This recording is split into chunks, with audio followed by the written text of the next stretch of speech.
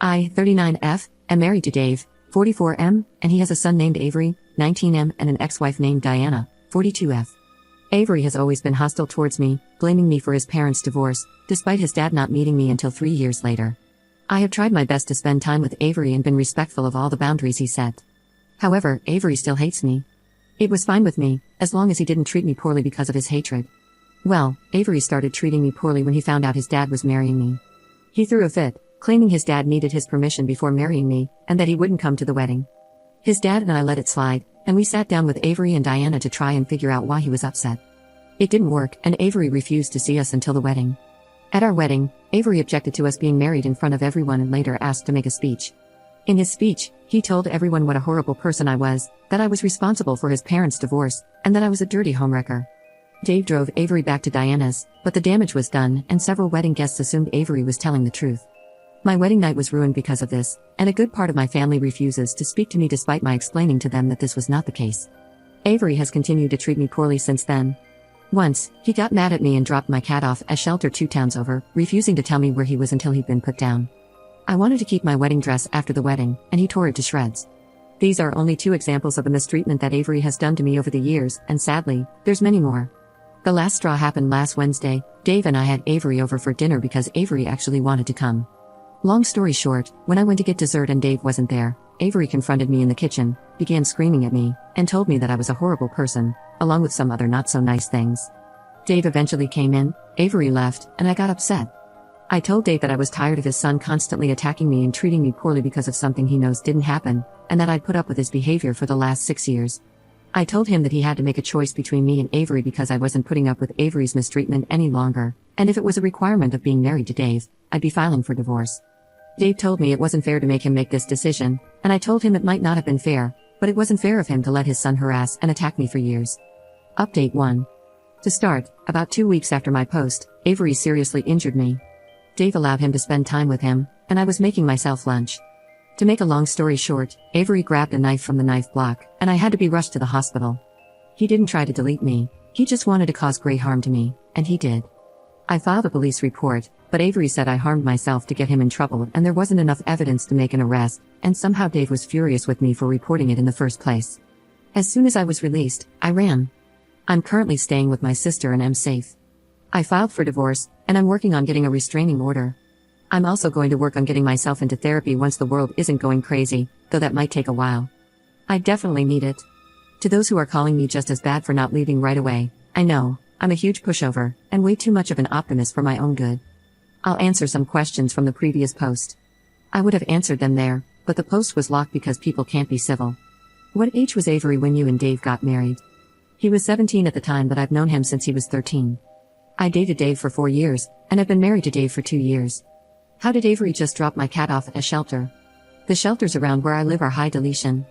My guess is that he dropped my cat off and claimed he was a stray. Then he waited a month and told me that he was the one who got rid of my cat. What aren't you telling? You've left out a lot of the story, and you won't tell anyone what you've done that is probably just as bad, etc. Here's what I left out. When I met Avery, I was very upfront with him. I told him I wasn't his mom, and I wouldn't act like his mom. Then he started becoming hostile and openly hateful toward me. At first, it was just him screaming and throwing tantrums, and stealing little things, like items from my small snack stash, little trinkets of mine, small gifts his dad sometimes got me, etc. Then it escalated to him destroying things, like taking photos off the wall and throwing them against the ground as hard as he could, sticking things into the garbage disposal, dumping makeup into the toilet, and eventually destroying the couch with a pair of scissors. Eventually, it turned to full-on threats. I lost my temper with him every so often and would call Diana in front of him to tell her about what he was doing. The most parenting I would do was send him to his room if he was destroying something. When he dropped my cat off at the shelter, I screamed at him and cried. I told him he was a horrible person. After he messed up my wedding, the next time I saw him, I asked him what he thought he was doing and got into a screaming match with him. So to sum up the answer to that question, not much. I can count on one hand the number of times I've actually been mean to him, as in sending him to his room or getting into a screaming match with him. Why did Dave and Diana divorce? When Diana came to visit me in the hospital, I asked, and this is her answer, Dave wouldn't be a parent to Avery, as in, he wanted to be more of Avery's friend than a parent, and he was never home. Dave works from around 6 in the morning to 6 in the evening and passes out pretty quickly after he gets home. Why didn't I leave after my cat was put down? No clue, I should have left. How did Avery get the mic to make a toast after objecting?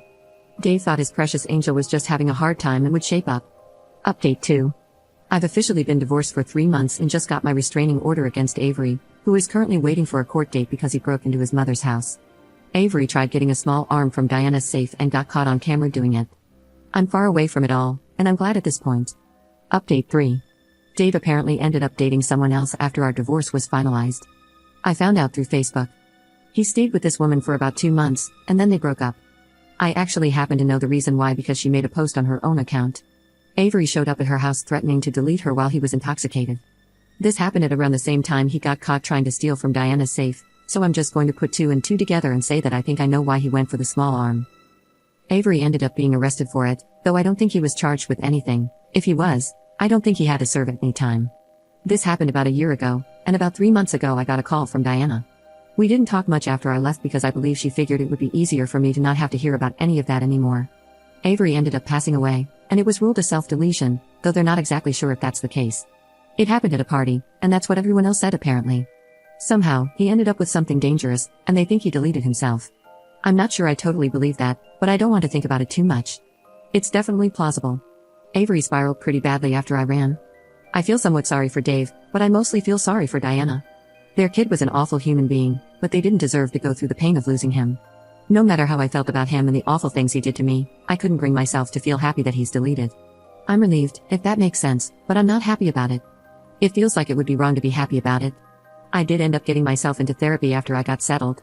I've been looking back at some of the things I wrote when it was all initially going on, and honestly, I'm kind of alarmed with how little I reacted to the things that were happening. I feel like I was just exhausted at the time.